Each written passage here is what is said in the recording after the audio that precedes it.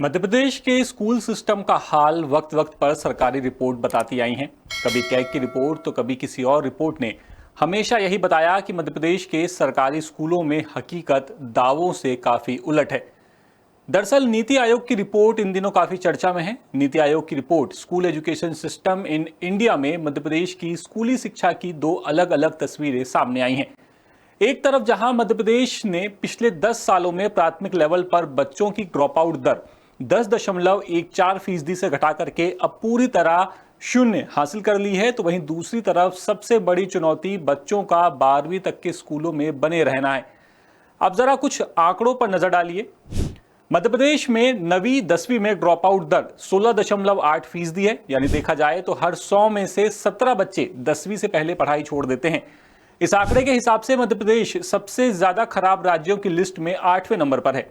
10वीं के बाद 31% बच्चे 11वीं तक नहीं पहुंच पाते। राज्य की ट्रांजिशन दर 68.9% है, जबकि राष्ट्रीय औसत 75.1%। इस मामले में सबसे खराब राज्यों की लिस्ट में एमपी 9वें नंबर पर है। 11वीं और 12वीं की उम्र वाले हर 100 में से सिर्फ 45 बच्चे ही स्कूल में नामांकित हैं, यानी कि GER 45% है। दूसरी तरफ एमपी की शिक्षा व्यवस्था में शिक्षकों की कमी भी एक बड़ा मुद्दा है। सरकारी स्कूलों में कुल 52,019 पद खाली हैं। इनमें से 47,122 पद सिर्फ प्राथमिक स्कूलों के हैं, यानी करीब 90% हिस्सा प्राइमरी स्कूलों का है जहां पर पद खाली हैं।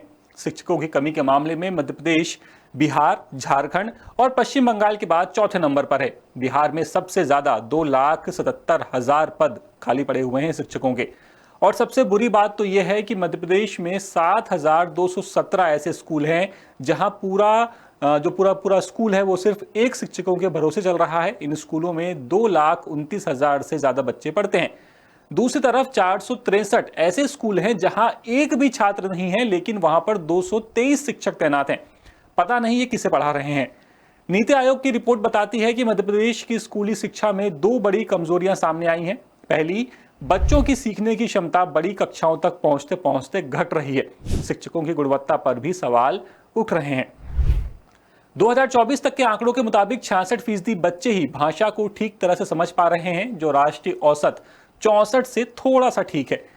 और एक और हैरानी की बात कि SATHE यानी कि sustainable action for transforming human capital education के मुताबिक मध्य प्रदेश, झारखंड और उड़ीसा के कई शिक्षक अपने ही विषयों के टेस्ट में 60 से 70% नंबर भी नहीं ला सके। यानी सोचिए, ये हाल है सरकारी स्कूलों में पढ़ाने वाले शिक्षकों का। और दूसरी तरफ जो बच्चे जो 9वीं 10वीं तक आते आते अपनी भाषा तक ठीक से नहीं समझ पा रहे, उनका हाल फिर क्या हो रहा होगा। इस पूरे मामले पर आपकी राय क्या है, आप हमें कमेंट करके बता सकते हैं। और अपडेट्स के लिए बिल्कुल बने रहिए द सूत्र के साथ, और द सूत्र को सब्सक्राइब करना बिल्कुल मत भूलिएगा। फिलहाल इस खबर में इतना ही। नमस्कार। लेटेस्ट, इन्वेस्टिगेटिव और इन डेप्थ खबरें देखने के लिए ज्वाइन कीजिए द सूत्र का व्हाट्सएप चैनल, सब्सक्राइब कीजिए यूट्यूब चैनल, लाइक कीजिए फेसबुक पेज और पढ़ते रहिए www.dasootra.com।